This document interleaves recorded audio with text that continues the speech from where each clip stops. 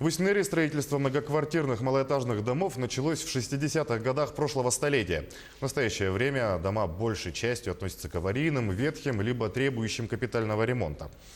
О работе администрации района по программе переселения из аварийного фонда рассказывают наши коллеги. Оксана Васильевна и Нина Владимировна еще помнят те времена, когда их дом был теплым и красивым. Теперь они с надеждой ждут расселения. Дом 1983 года постройки промерзает насквозь, хотя владельцы квартир каждое лето утепляют и ремонтируют их. А так сейчас вот морозы побольше будут, вот эта изморозь, она пойдет везде, по коридору особенно. Хотя здесь все у нас, мы полы скрывали, подсыпку делали, утепляли. Дом настолько уже старый, туда-сюда дом ходит, что здесь столько щелей, что вообще невозможно.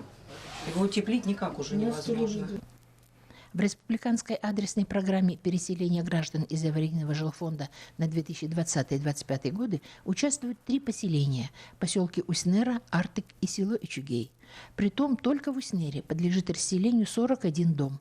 Общая площадь расселения – 18 457 квадратных метров. Весь перечень документов по квартирно мы уже передали. На днях ждем согласования, да?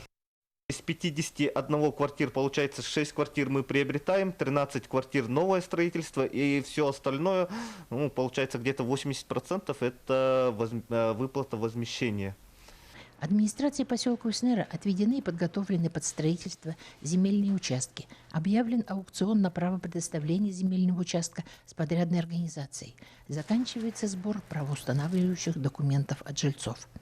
У администрации поселка есть достаточно предложений владельцев квартир для формирования рынка вторичного жилья, что во многом ускорило бы ход программы, но нет денег на выкуп квартир. Работа по программе продолжается. Светлана Поцулуева, Павел Комин, Уснера.